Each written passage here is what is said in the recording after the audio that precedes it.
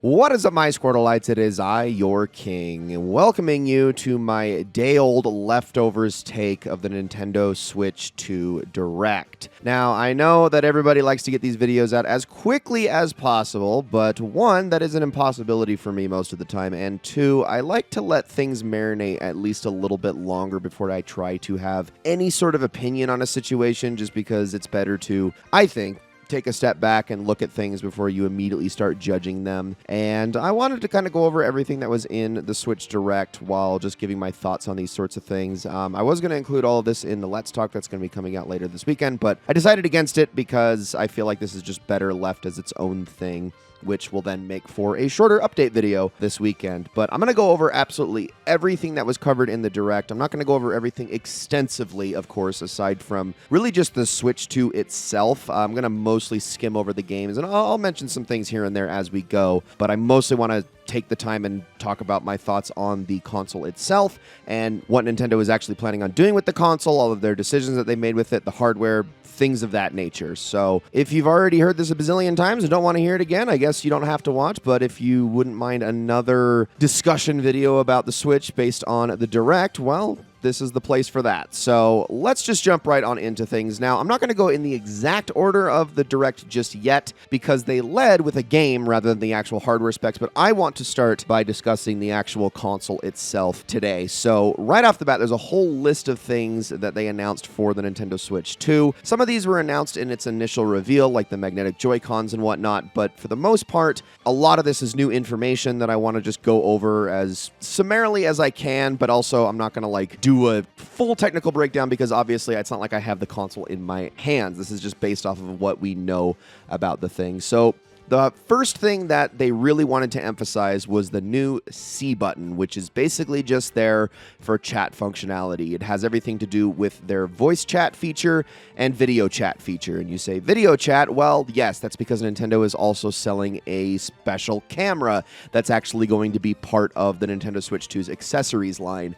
And there is a voice chat functionality, but the way that they're doing it is kind of interesting. The second I saw this, I was just like, oh, so it's like the built-in voice chat function in the DualSense controller, for instance. I'm like, that's not really all that impressive. But apparently they've got some special noise canceling and sound isolation technology that is supposed to make it a little bit better. You can actually be pretty far away from the speaker source, and it will still pick you up very well while canceling a lot of extra noise around you.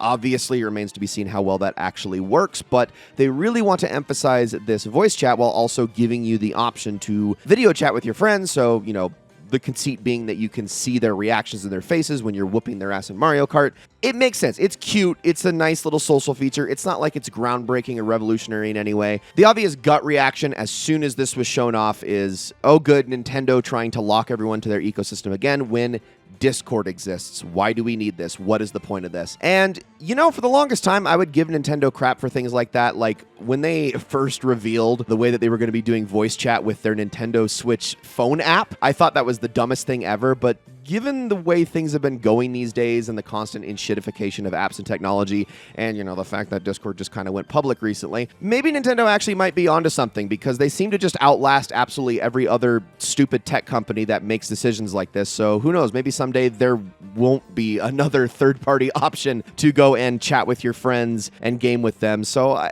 I can kind of see the core conceit behind it, but of course, you know, knowing Nintendo, I'm sure it's just that they want to lock everyone to their ecosystem. Nintendo has never been big fans of integrating third-party apps into anything they do, and I don't know why I expected them to start now. It makes sense when you look at it from Nintendo's perspective. And, you know, who knows? Maybe someday this actually will be lauded as a great feature. It certainly seems like an upgrade from whatever they were trying to do with the original Nintendo Switch. But again, remains to be seen. Now, let's talk about the actual hardware itself, the specs. For starters, let's start with the screen because I feel like that is actually the most obvious improvement over the original Switch. It has a bigger screen up from 6.2 inches to 7.9. The screen is 1080p as opposed to the 720p of the original Switch, and it is capable of displaying games at 120 frames per second. They didn't give us an actual refresh rate or anything, but 120 FPS, more than good enough, I feel like, for a lot of people, especially the snobbier types out there. I mean, there are obviously some people that will never be satisfied unless they get 240 frames per second, but 120 frames per second is not too bad. Of course, the system is LCD, not OLED, and, you know, I mean, we can be cynical here and say that's because Nintendo wants to sell an OLED version later, but I wasn't expecting them to jump right out of the gate with OLED, unfortunately.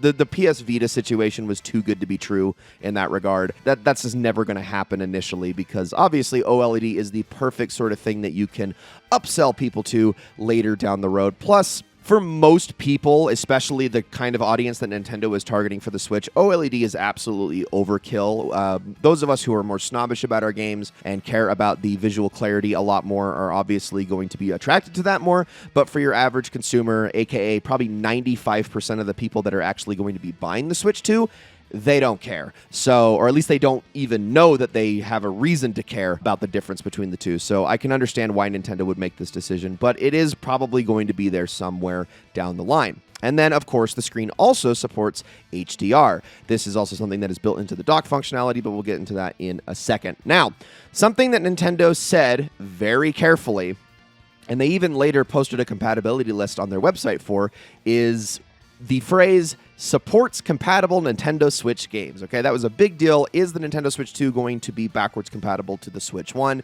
And they're kind of handling this in a similar situation as Sony did with the compatibility of PS4 on PS5, which was mostly there, but you could also argue it's closer to how Microsoft handled original Xbox compatibility on the Xbox 360, because there's a much larger list of games that are not currently immediately compatible or are compatible and start up but have a myriad of issues. Now, obviously, Nintendo is leaving that up to the developers to address and fix a lot of those issues if they want people to play their game on the Switch 2, but it's a pretty significant list. I'm not saying it's like the majority of games, but it's a good chunk. So more than likely, you've got some games in your library that this is going to apply to, but there is also a lot of shovelware in there too that I wouldn't be worried about too much. But keep in mind, they just say supports compatible Nintendo Switch games, and that word compatible is doing a lot of heavy lifting here, so don't immediately expect that your entire Nintendo Switch library is going to be playable on the Switch 2 right out the gate. It doesn't work that way.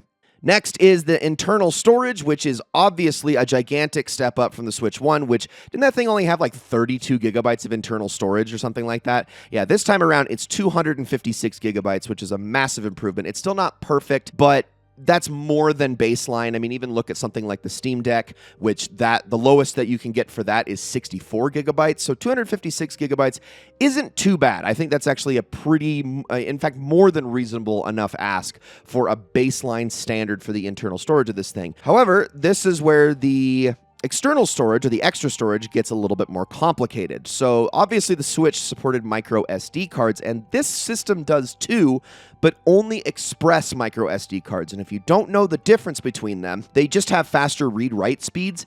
However, when we're talking about cost, express cards are about double that of equivalent SD cards of the same amount. So, for example, let's say I wanted another 256 gigabytes for the current Switch. If I wanted to buy an SD card of that size, I could find one for around $25 to $30. But if I wanted the Express Edition with the exact same size, it's going to be closer to $50, even $60. So be prepared when it comes to the cost. It's still not proprietary hardware, which is good. I mean, obviously, I'm always going to celebrate it when hardware manufacturers don't lock you into doing that. Hello, Sony. But it is still going to be a lot more expensive, and you need to be careful when you're buying those cards. Otherwise, if you get an incompatible one, literally any other type of micro SD card, it's not going to work. So make sure that when you're shopping for one, you get an Express Edition. They are a little bit more pricey, and you're not really going to be able to get around that limitation, unfortunately. The console itself has two USB-C ports, which is, I think, kind of interesting. I don't know the exact reasoning behind having two. I would assume because you can hook certain things up to it while also being able to charge it along those lines, but they didn't really share specifics. It just has two. That's all we know about it. It has better internal sound. It also has 3D audio, which is always kind of a nice bonus, I would say.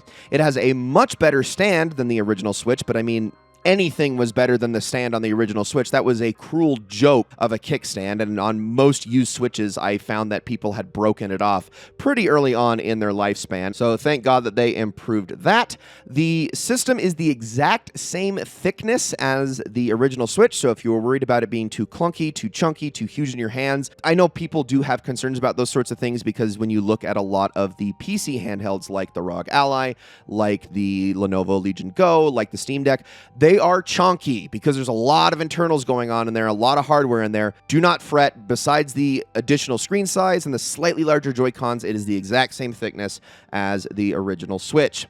Now, the dock is 4K compatible when hooked up to the TV. It actually will come with a special HDMI cable that is meant for 4K and also supports HDR. And this dock actually has a built-in fan for additional cooling, which is something that the original Switch dock didn't have. Now, of course, this is going to come with some other caveats later. We'll talk about that in a second, but that is still really, really nice. Additional cooling is never a bad thing, and obviously that's going to prolong the lifespan of your Switch. Game cards, okay? This is where things get a little bit complicated, and I feel like some people miss some crucial information with this, so I want to be extra clear.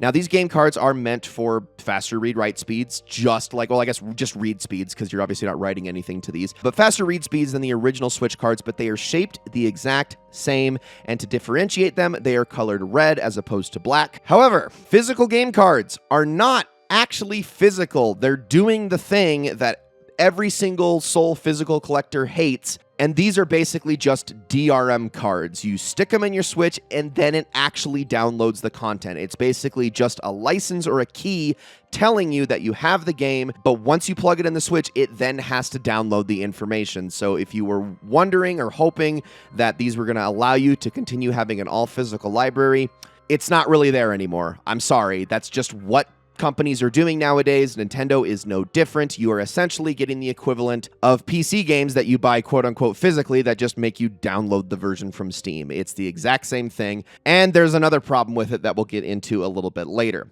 Accessibility features, there are only 3 that I know of at this exact moment. There is a speech-to-text functionality, adjustable font size for menus and UI and whatnot, and a screen reader for the visual impaired, in case you're ever having a hard time reading text beyond font sizes and whatnot, or you just struggle with reading or things of that nature. Pretty good accessibility features right off the bat. There are a few that I would obviously hope that they would add right off the bat, like colorblind functionality and whatnot, and there are definitely some other things that they could do with controls and whatnot as well, but we'll have to see how they handle all that. Plus, I don't even know if these are all of the accessibility features. These are just the 3 that they immediately talked about. There is a Pro Controller, of course, just like there was with the Switch 1.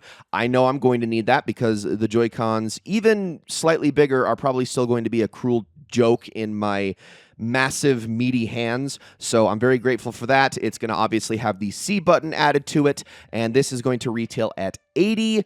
We're going to be getting more into prices here as I continue down the list. Joy-Cons, they attach magnetically and have a release button on them, much like the slides on the current Switch. They have larger control sticks, they have bigger back triggers, and they also have a functionality where you can turn them sideways and apparently slide them on their side and use them like a mouse. That sounds awesome. However, something that I have not seen Nintendo address in the slightest is how harsh this is going to be on any surfaces that you play on.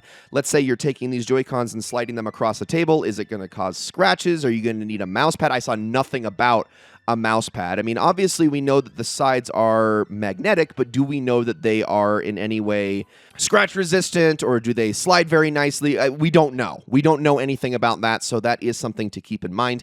But this is still kind of a cool feature, being able to kind of turn them over and then use them like a mouse. And there are actually some games that they announced that are very obviously going to be taking advantage of this feature, so we'll have to see how those games do before we know too much about how this entire thing works.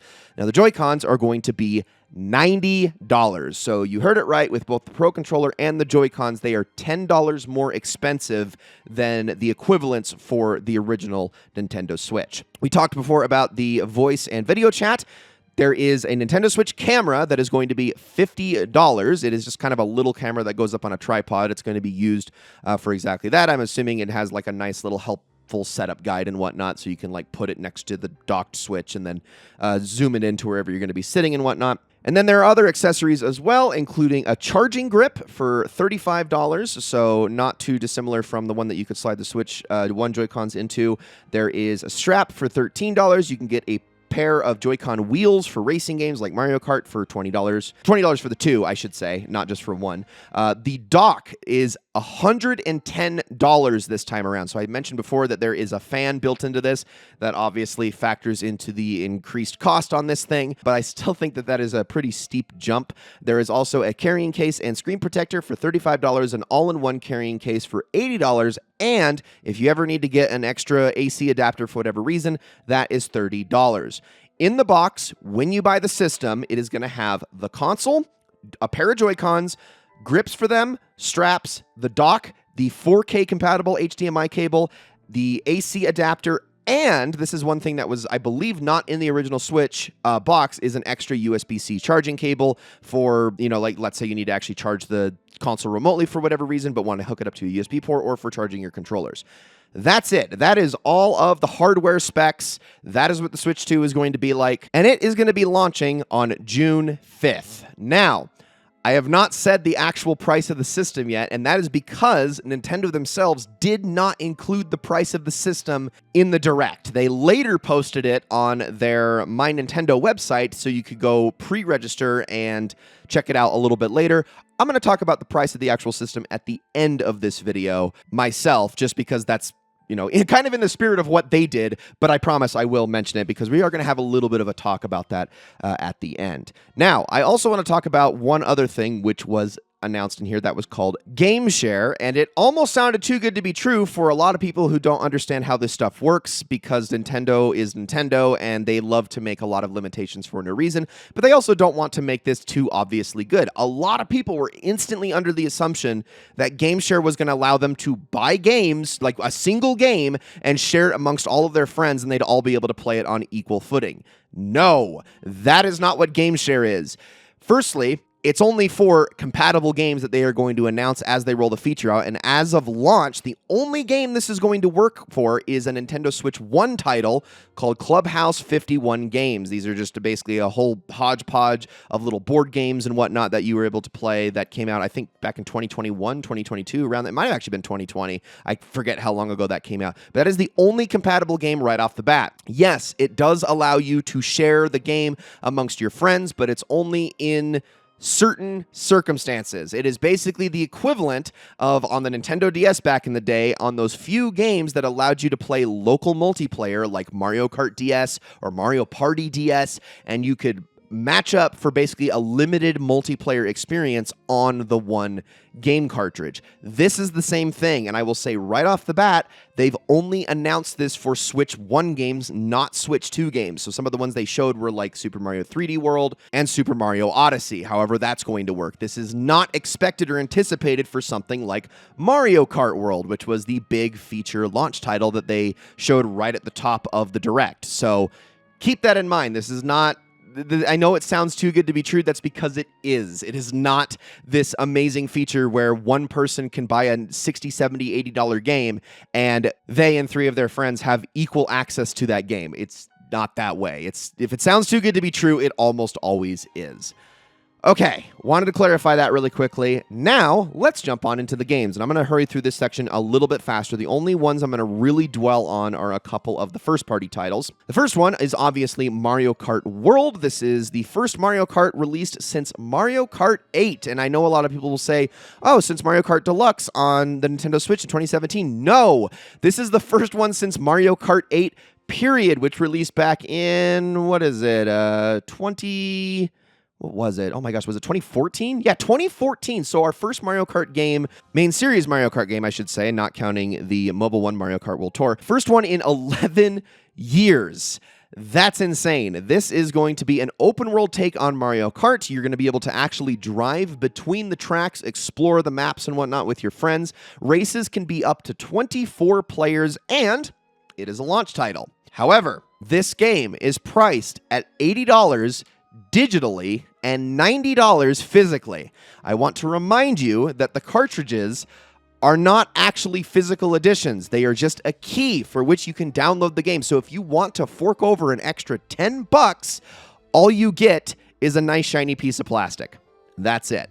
Okay, $80 at launch, which is, whew, that's a lot. That's a lot. Now, we'll talk about that a little bit later because I don't want to dwell on it too much right now. There's more to be said on the price point later on. They took some time to go over enhanced Switch 2 versions of Switch 1 games. The first one and the one that they spent the most time dwelling on was Super Mario Party Jamboree because it was going to feature some extra special Switch 2 exclusive DLC that involved the voice chat and the video chat and whatnot in the actual mini games themselves. So that's kind of neat and whatnot. It is a very good example of what you were going to get.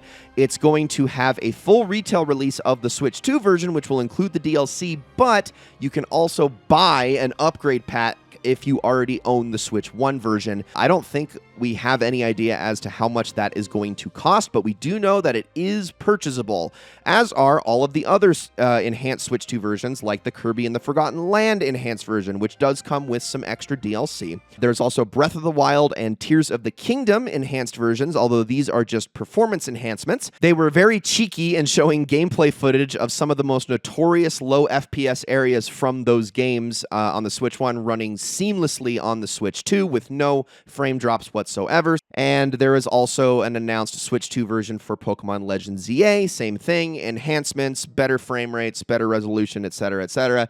And the last one was Metroid Prime 4 Beyond, which is going to have a performance and resolution mode, I guess. So 4K 60 if you want the prettier graphics, or 1080p 120 frames per second for the performance mode. So that's really cool for people excited for that game. Again, all of these are going to have their Switch 2 versions for people who don't already own the Switch 1 games. If you want to upgrade, there will be an upgrade path for that.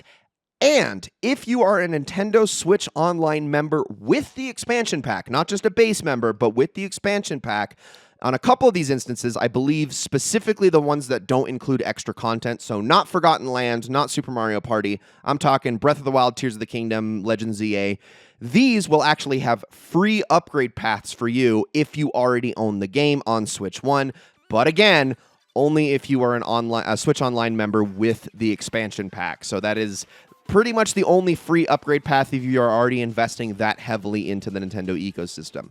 There's obviously a lot to be said about, the longevity that this creates for games, but on the flip side, it is a little bit cheap and also can be considered way too expensive and way too money-grubbing from Nintendo to charge extra for these things. But honestly, it's no different than the things that Sony does nowadays. I'm not saying either of those are justifiable. I'm not saying that I agree with the decisions by either company to do so. I'm just saying that Nintendo is basically putting itself on even footing with its competitors in this regard. So do keep that in mind. All right, we were talking about the mouse functionality earlier. Well, the game that is meant to sort of be a tech demo for this entire thing is Drag and Drive. It is a wheelchair-based 3v3 basketball game, and that is really all you need to know about it. It's literally using the mouse functionality to roll the wheelchair around and shoot the basketball, all with motion controls.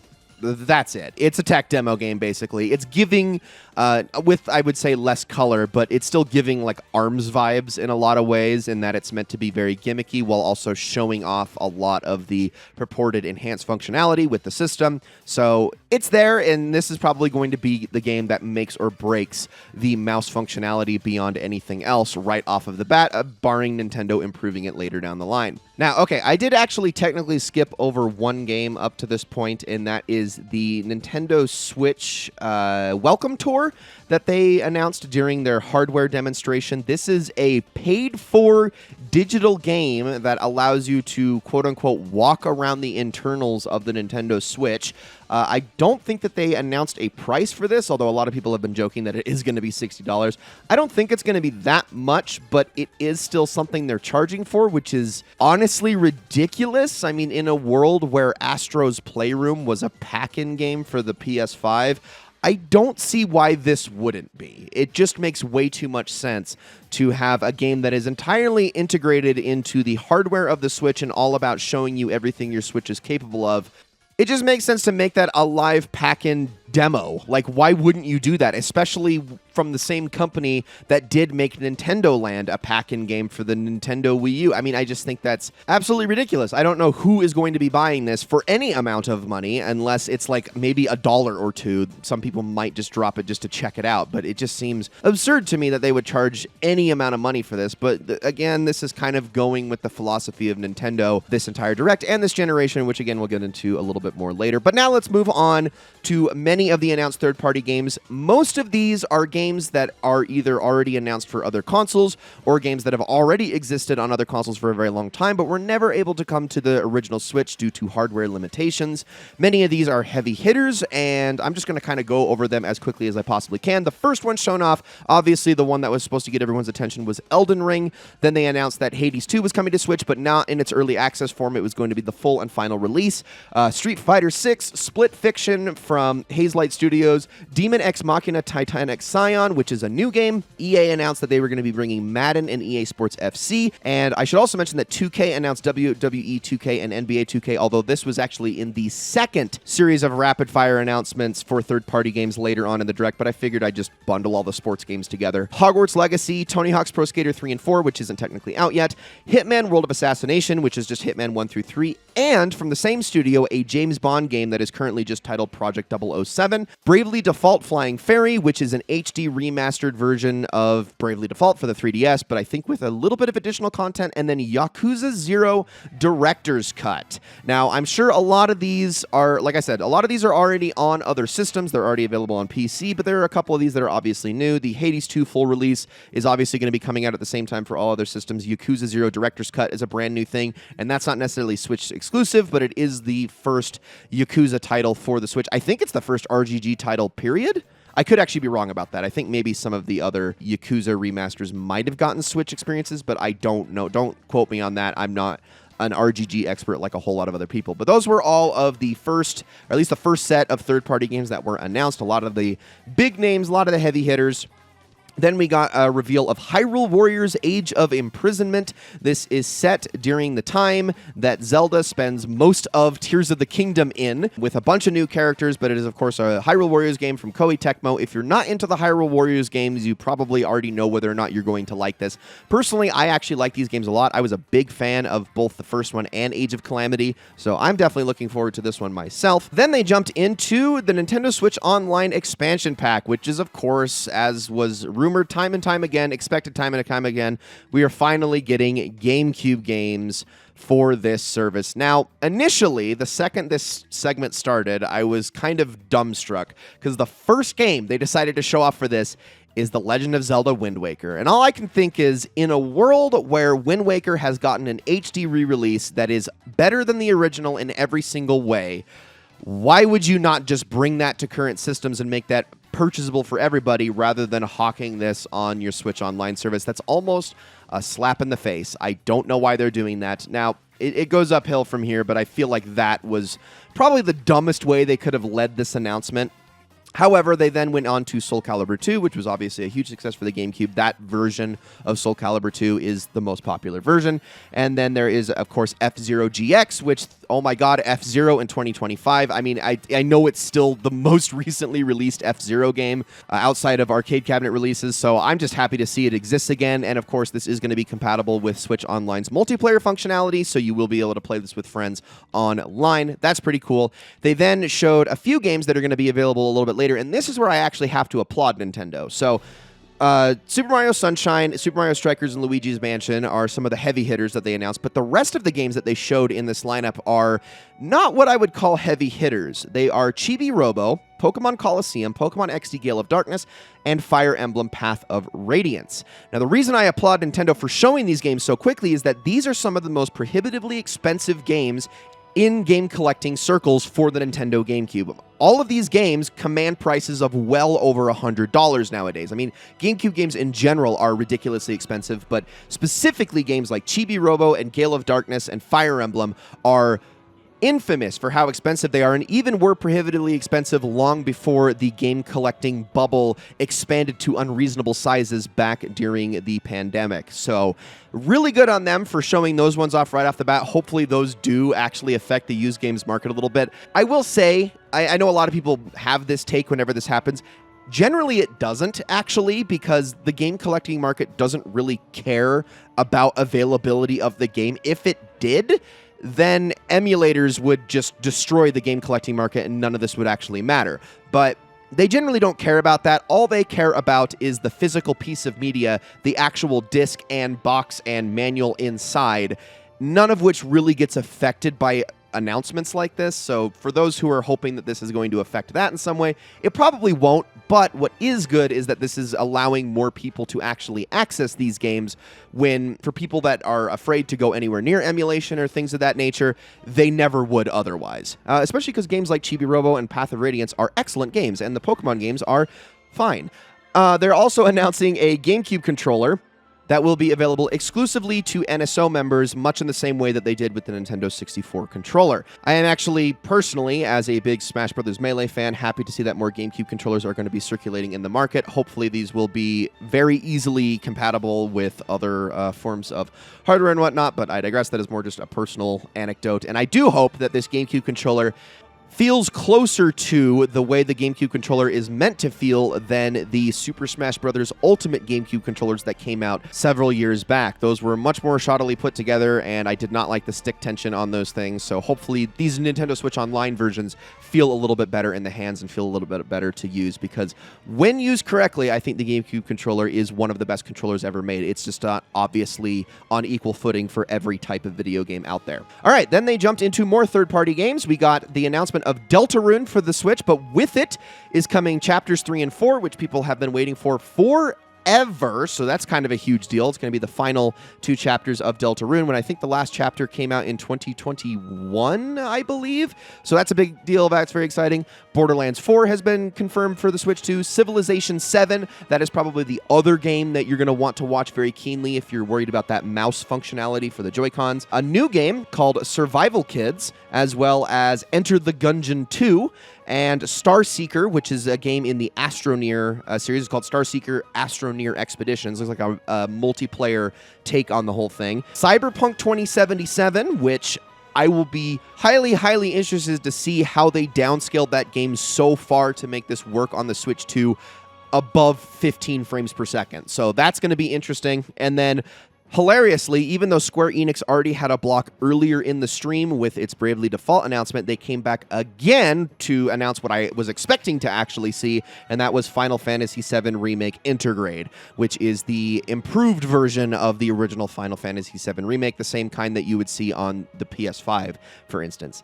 Then came the sizzle reel, and this had a gigantic spectrum of quality to it, so pay attention to all the names I'm about to announce off, because some are huge deals and some are just kind of like, oh, okay. So here we go.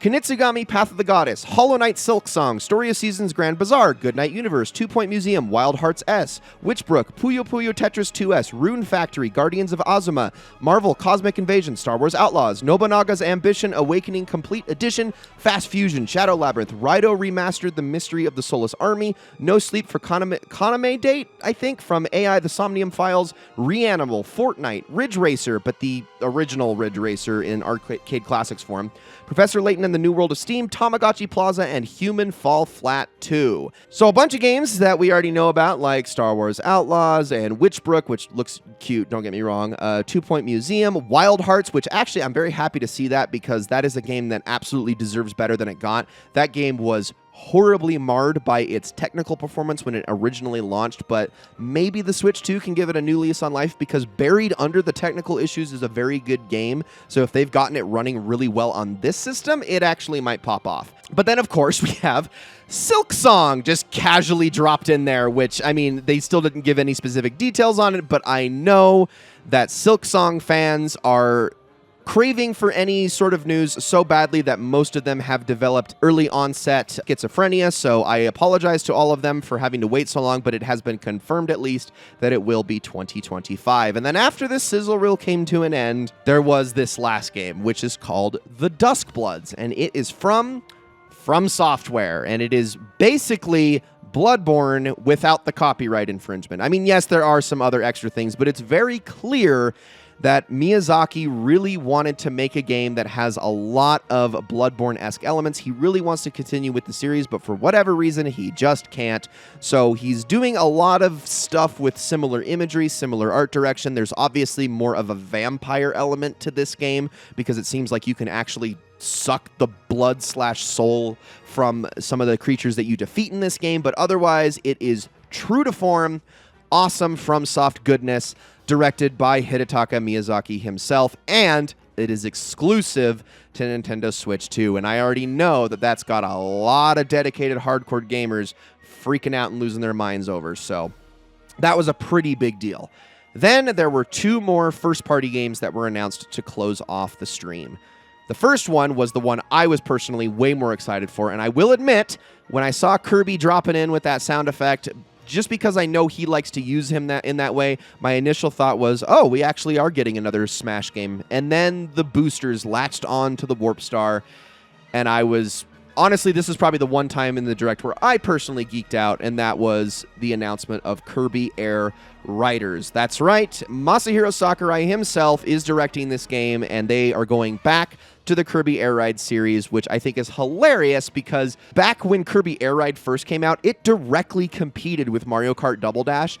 And it's like they haven't learned their lesson at all because now Kirby Air Riders is directly competing with Mario Kart World. Now, they are releasing a few months apart, but I just think it's really funny that they keep doing this with Mario Kart. But yes, another Kirby Air Ride game. I am so excited to see what they do with this. Again, Masahiro Sakurai, apparently this is a passion project for him. He really wanted to go back to it. Very interesting that this was the game of all games he wanted to go back to as opposed to a different mainline Kirby game. So... yeah, really curious to see where he goes with that. I was a huge fan, still am a huge fan of the original on the GameCube and love it to pieces. And I do know that it has quite a huge following from some really hardcore, dedicated, min-maxing, crazy competitive types that still love the game to this day. So I'm sure they're also very excited as well. And then the last game that was announced, which I will be honest, right off the bat, like on the first couple of screens, I thought it was Super Mario Odyssey again or something Super Mario-esque, but then it was pretty quickly apparent that it was actually a Donkey Kong game. And this is called Donkey Kong Bonanza. It is the first 3D platformer Donkey Kong game since Donkey Kong 64, which is a big deal for a lot of people. It's good to see him back. The only thing that I think wasn't necessarily received as a positive was the design they have decided to go for with Donkey Kong, which is honestly a lot more similar to his very like old school NES design with his eyes like super close together, and it's a bit strange to look at. I think I still need to get used to it. I think a lot of people still need to get used to it, but it looks like a good time. It looks like a classic Nintendo 3D platformer with a lot of the hallmarks, and honestly, you know, with everything that's going on, it seems more like a 3D Mario game than it does like something in the Donkey Kong Country Returns or Tropical Freeze series. So hats off to them for that. That's going to be pretty exciting. And this game, I wanted to also say this for last because of this discussion right here. This game is retailing at $70 on launch, not $80 like Mario Kart World. Okay, let's talk about prices for a second. So that was the end of the Direct with Donkey Kong Bonanza. The Switch, like I said, the price was not unveiled in the stream. If you went on their website after the fact or you followed any socials that told you about it, the Switch is launching at $449 for the base price and $499 for the version that comes with Mario Kart World packed in. That obviously is supposed to be a screaming deal because it offsets about $30 into the retail price of Mario Kart World if you buy it separately. But Donkey Kong Bonanza is $70, and like I said, Mario Kart World is $80, which indicates that Nintendo is going with flexible pricing in this way. Of course, we also talked about the prices of all of the extra accessories and whatnot. Some people are obviously going to want to spring for the Pro Controller. I know I need to if I'm going to get this thing because that is, I mean, an absolute necessity for somebody with much bigger hands where the Joy-Cons are just an impossible finger salad to use for me at any one time. And then there's, of course, the Switch camera, which is sold separately, and there's the possibility of wanting the wheels for Mario Kart World, and there's also the carrying case and the screen protector if you plan on going in handheld mode a lot. And that's a lot of extra cost that can build up very quickly. I mean, unless you're just willing to go with everything in the box, if you need any of these extra accessories that they're trying to sell you, or if you want to, go the extra mile and go after all this stuff, you're looking at closer to $650, $700. And even beyond that, if you're wanting to get yourself a second pair of Joy-Cons. That's a lot of money. That's a lot of money. That's really expensive. Now, I will say, I'm going to be completely honest here. Watching this entire Direct, I was pretty darn excited for, I would say, 95% of the duration of this entire thing. There were a couple of things here and there I was like, okay. Like, I didn't really love the way they talked about some of the enhanced Switch 2 versions. And like I said, I had that really weird initial reaction with Wind Waker being the first game unveiled for GameCube for Switch Online. And there were a couple of other things in there, like some of the prices and whatnot, like Joy-Cons at 90 is holy crap. And there was also the whole thing with the game cards, although I don't think they actually told us that the physical game cards aren't actually physical on stream. That was something I learned a little bit later, and I think came out a little bit later.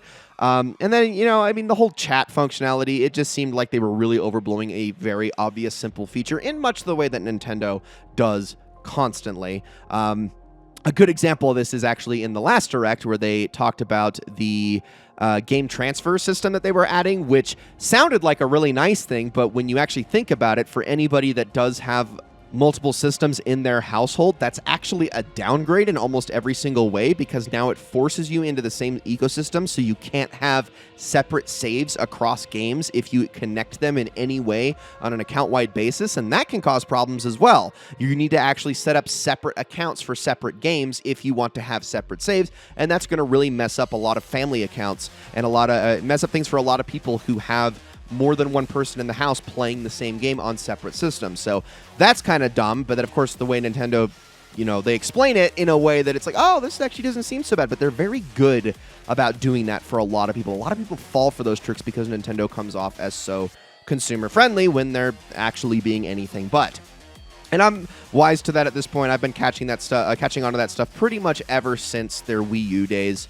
Like, they definitely weren't as bad about it back then, but there were certain things where you're just like, this is a very much Nintendo move. But specifically with the Switch and Switch 2, they've definitely done a lot more, well, let's just say things that I previously would not have expected from Nintendo, but I definitely would have expected from the likes of EA or Ubisoft or Activision. And I'm just like, wow, Nintendo, you sure are just turning into any other video game publisher.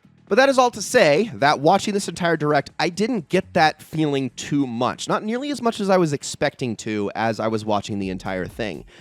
But once the dust had finally settled, once it was all over, once I had time to kind of reevaluate everything that they had talked about, some of it's just kind of rubbed me the wrong way a little bit. First of all, there's really not a lot of this stuff that is going to be available on day one. They will be available in the coming months, and I would say that most of the stuff shown here in the Direct will be on the Switch 2 by the end of the year. So you do have that to look forward to at the very least. It's all going to be there pretty quickly, just not all immediately. They're kind of expecting you to, the day it comes out, enjoy Mario Kart, enjoy a few third-party games, and then just enjoy some more of your old Switch games with enhanced functionality. And if you really want to go all in, go get Dragon Drive or something like that. That's pretty much what they expect you to have right out the box. And that's good. That is pretty good stuff. In a bubble, I would say it's really nice. Even the price point, okay? Let's talk about that for a second. So $450 base, $500 for the bundle. When you compare this to other handhelds that are in the market right now, I mean, a lot of the PC handhelds like the ROG Ally, the Legion Go, the Steam Deck, this is cheaper than almost all of those except for the base version of the Steam Deck, which I believe nowadays is as low as $350. And that is also an ecosystem and also a type of system that is not really designed for the every person. Steam Deck is very much for gamers, by gamers, and for people who know the Steam ecosystem, for people who have invested a lot of time into it and care about those sorts of things. That's who Steam Deck is made for. It is not made for your average Joe Schmo who barely has time for video games outside of a yearly Call of Duty release and the occasional Mario Kart game that he can play with his 5 kids. That's not who a Steam Deck is for. The Nintendo Switch is for somebody like that. They're for the moms, the kids, the grandparents, everyone in between. That's what Nintendo is trying to target here on top of everybody else. They're very much an all audiences, all ages type of game company. These are the sort of people who are generally going to invest low into your company at an overall expenditure rate. They're not going to buy a ton of games, but they will buy games. They're going to buy your system, but they're probably just going to settle for that one system, and then they're just going to get a few things a year, while the Steam Decks of the world, the Valves of the world, are expecting somebody to buy the system and then spend exorbitant amounts on their store for the next several years and counting, because the Steam Deck is more supposed to just be a stepping stone into that ecosystem. With Nintendo, the console itself is the buy-in. You're there, they've got you, they've got your money, they're done, and they're obviously trying to make a profit on those sorts of things. They don't want to sell this console as a loss leader. And if you account for everything else going on in the world, if you account for the economics of the whole situation, you account for inflation, all those sorts of things, it is very easy to justify this price point. It's very easy to say this actually really isn't all that bad. Anybody who was gauging the situation from afar could have told you it was going to be around this cost. I think a lot of people were expecting $400, so $50 more than that isn't too crazy of a leap. But all of this is stuff that can only be said within a bubble. Let's talk about this from a realistic standpoint, okay? It's pretty obvious that right now, consumers are buying less than they have bought in a very long time. There are so many signs that we are about to head into an economic recession, and obviously I don't want to get into the politics of the whole situation. Obviously I don't want to talk about all the other nonsense that's going on in the world right now, but you kind of can't completely divorce this conversation from that. It's just very clear that people are buying less things right now, and it is likely going to continue to trend downward rather than upward with the way things are going. That's just a fact. I mean, there is always a possibility that it could bounce back in one way or another, but pretty much anybody who's looking at the economy right now, all the experts, quote unquote, are saying that we are trending downward, okay? You need to keep that in mind. Nintendo needs to keep that in mind. But this is the thing that I really want to drive home as a sticking point. For all of the reasons and more, for all of the very justifiable reasons that Nintendo has for making the console at this price point, for charging what they're charging for everything, for trying to justify selling a giant heavy hitter game at $80 or even $90 because they think it's just that good and Mario Kart is just that popular. I mean, if you're going solely off of the success of Mario Kart 8 Deluxe, which is currently, as of this moment, the 4th best-selling video game of all time, not counting pack-in titles, you have every reason to believe that this game is going to sell gangbusters if you charge $100 for it. Everybody's going to want it, and it is the premier launch title for your system. And that price point, it is a giant step up from the Switch, but we are in a very different situation right now in 2025 than we were in back in 2017 with the Switch 1. Keep in mind, the PlayStation 4 launched at $400, while the PS5 launched at $500. How many years later? 6, 7 years later, the Switch 1 launched at $300, and this is a $150 increase at a time where inflation is going up at an insane rate. So in no way is this completely unreasonable unless you are the person that is actually buying this system, and that is where people are getting cagey because there's just the reality of the situation, okay? You tell a mother that the latest video game system for their kids is $150 more expensive than the last one she bought for her kids that they maybe got 6 games for over the course of 7 years and enjoyed a lot, but didn't really do too much with it. What is she going to say to that? Who knows nothing about video games, what is she going to say in that situation when she thinks, well, the last one I got was $300, why is this $450 or $500 if I even want to get them a game to play with the console? How am I going to justify that to your average person? That is the perspective to which you have to sell this system, okay? And as much as Nintendo has every reason to do so, it is not the consumer's responsibility to accommodate for Nintendo's reasoning, okay? It is Nintendo's responsibility to justify the price of this to a consumer. Any gamer in the world, any person who spends a lot of time playing video games and spends a lot of money on video games has a much easier time of rationalizing this than somebody who doesn't do that, than the people who are just generally not buying things right now because things are more difficult than ever to afford. Luxury items are taking a lower priority than they have in a very long time. And no sane person in their right mind, 99% of people who go out to buy this system are not going to walk into Target, go up to the display to buy the latest Nintendo, see the price tag and go, oh, well, that's probably fair because of all the tariffs and the economic situation in the world. No one is going to do that. That's not how reality works. They're going to see, oh, $500. I just don't think we can afford that. And then they're probably going to move on to the game aisle and maybe just go buy one Switch game or two Switch games for their kids instead. That's the reality of the situation. That's the thing we actually have to confront ourselves with when we're discussing this entire thing. I'm an enthusiast. I try to buy every single console that comes out. Sometimes I buy multiples. I have 3 Switch systems, okay? One of which I got basically for free, but I still have 3 Switch systems because that's how I use them. I have a handheld one, I have a second handheld one, and I have one that only sits in docked mode, because that's just what works for me. I would consider myself an enthusiast. I am not by any means well off. I am not rich. I am not somebody who is able to spend exorbitant amounts of money on these sorts of things, but I have more reason than most people to go out and buy this system on day one. The second I saw that price, I went, oh.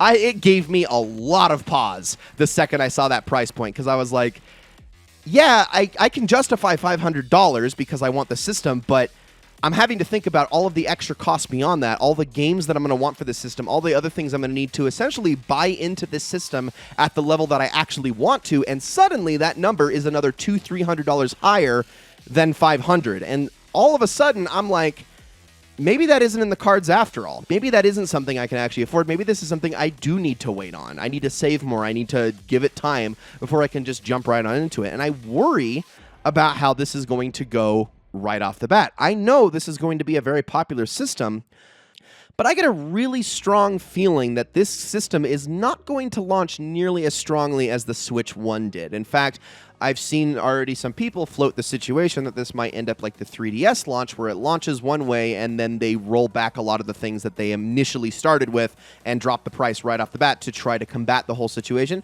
and then it does pretty good. That is absolutely a possibility, but also keep in mind, this is a very different Nintendo now from the one that was selling us the 3DS back then. Satoru Iwata was still alive when that happened, okay? I know that's a morbid place to go, but it's something to keep in mind because he was a very different president and a very different leader from what Nintendo has right now. They were a very different company back then. Do you still have the same confidence in them now that you did all the way back then? Just think about that for a second. That's something to keep in mind, okay? That is the Nintendo that was coming off of the success of the Nintendo Wii. This is the Nintendo that is coming off of the success of the Nintendo Switch. Both successful consoles, but for extremely different reasons and with very different business decisions along the way, okay? And if they're going to try to also sell us this idea of flexible pricing where games can cost $80, $90, potentially even $100, oh boy. Okay, I want to go over this little sticking point just for a moment because I have seen way too many people jump out and defend this price point. I mean, it's the same argument that was used to defend the $70 price increase a few years back on the PlayStation 5, and it never works, and I'll tell you why it never works, okay? A lot of people love to point to inflation. They like to point to how expensive games were back then versus how they are now. The fact that video games were $60 for so very long that it's easy to justify the price increase when you just plug it all into an inflation calculator. It makes sense. Games should have been this a long time ago. We're honestly lucky that they didn't raise their prices sooner. That's what everybody says. And I have always had many problems with that argument from a whole myriad of different perspectives. Because, first of all, the video game market that was alive at the time where the $60 price tag was set in stone was a very fixed one. This is where you bought a video game, you played the video game, and that was the video game. There was nothing else going on with it. This was long before the existence of online subscription services, DLCs, gold editions, patches that actually made games playable. Generally, if you got a game that was so bad that it was defective back then, you'd just return it because it was unacceptable that it would release in such a bad state. You were given a product and that was the full product. Nowadays, games are so malleable, they so often release in broken states, they so often shift and change and add so much to them, they often come just straight up incomplete with the idea that you're going to stick around longer for them, hello live service craze, that price point is not the set price point anymore. It's an entry fee. That's what video game prices have become. Yes, there are absolutely still games that follow the old pricing model, but for as little trust as we had back in the days of the PlayStation 2, the GameCube, the Nintendo 64, that what we were getting on day one was going to be this amazing game that we all thought it was going to be, that trust is magnitudes of orders higher than whatever it should be right now, than whatever the video game industry has conditioned us into in 2025. You should know better than ever that pre-ordering and buying games on day one is the biggest no-no that you can possibly commit nowadays. You just don't do it. It's stupid. It's a downright dumb move to do it every single time because the burn rate is so ridiculously high. You've got like a 50% chance of being given a complete and functional and good product when it ends up in your hands. And people will argue against this by saying, well, at least Nintendo always makes sure their games are tested and polished before they release. And that is true. They have probably the best track record of any company when it comes to that. More than even Sony with their first-party games, Nintendo almost never releases a game in a completely broken state. Pretty much their only games that don't have the best track record are the Pokemon games nowadays. Everything else usually comes out great right when it launches, aside from maybe like online functionality and whatnot.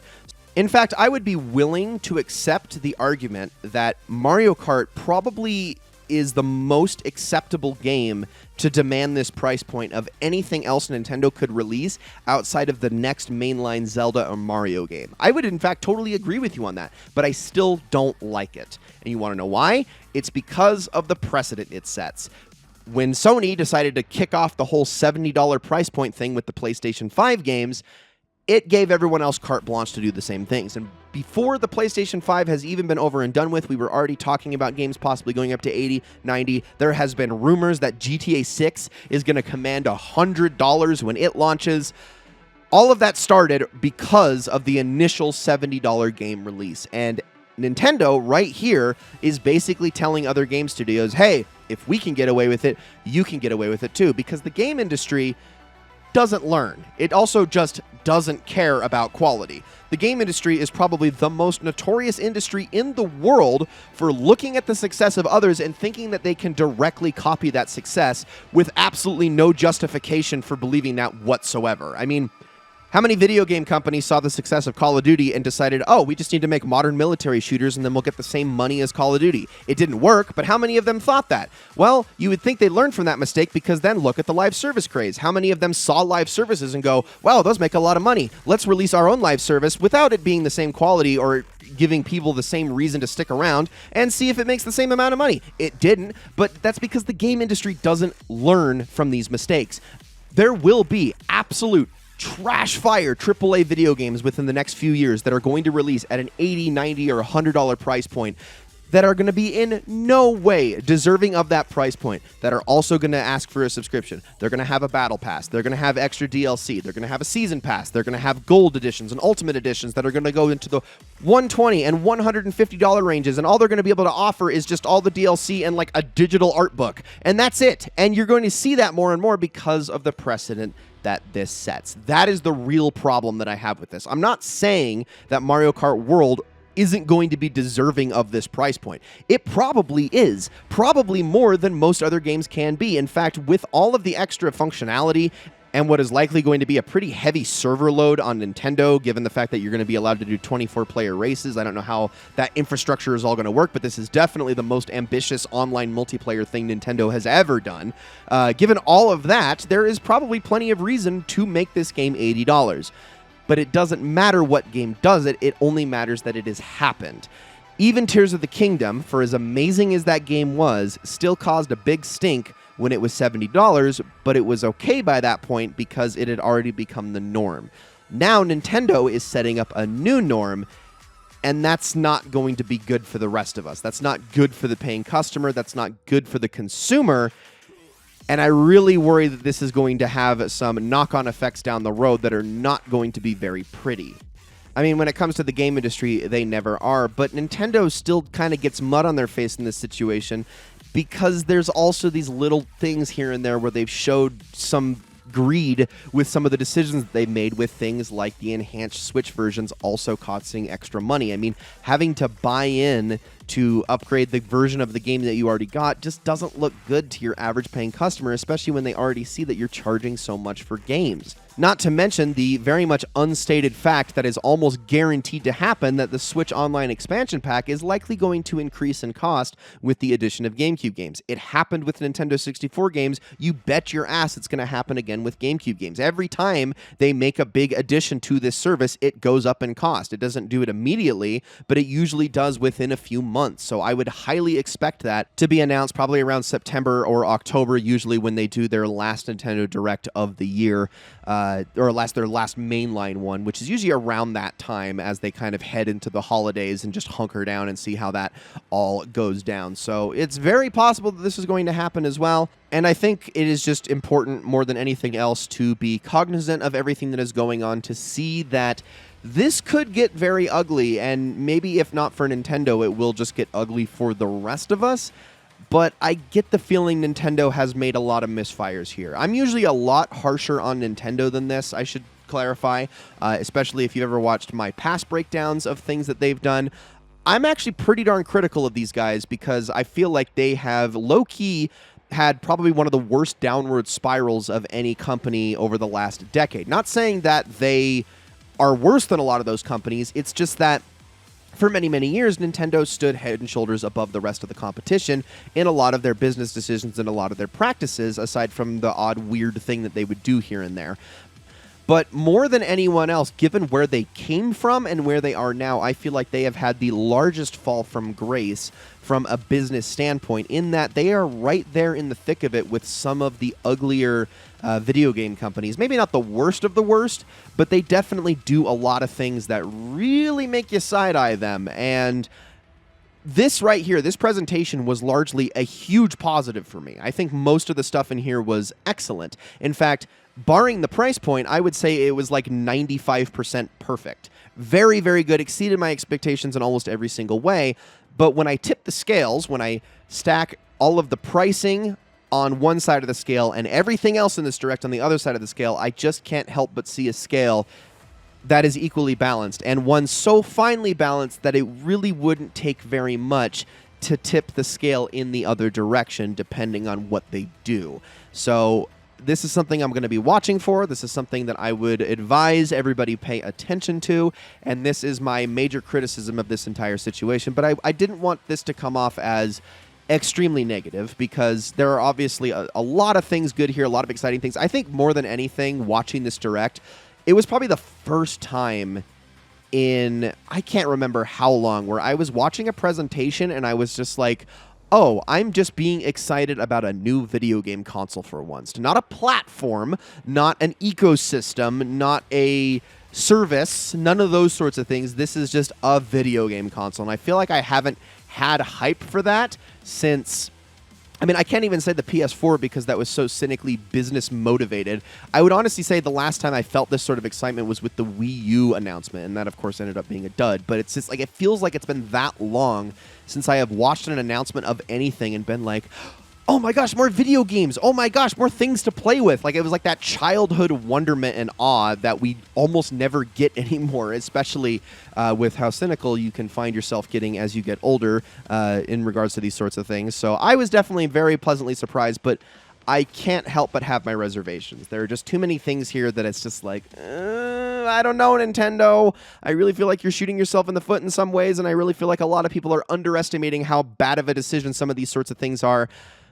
But, of course, there's always the possibility that this entire thing could end up with egg on my face, because I'm never 100% accurate. I don't think anybody is. I just see trends, and I have been around the game industry long enough to see the decisions that have been made and to know the game industry's habits and even Nintendo's habits, and to see that there might be some problems here that are not immediately apparent. So wanted to get my thoughts on all of that, but that is going to be it for this one, guys. This is a very informal discussion, even if it was a long one. I know I just played some gameplay in the background, but I know if I did absolutely anything else, if I showed anything from the Direct itself, I was definitely going to get copyright flagged. And it's not that I care about Nintendo taking the revenue from my videos, it's that I care that they are going to show ads on the videos anyway and then take all the revenue from that, when I would rather not subject you guys to ads when you're just listening to me ramble for a while. I feel like that's torture enough. Ladies and gentlemen, thank you all so very much for watching. I hope you all enjoyed this very, very much, and I will see you all in the next one.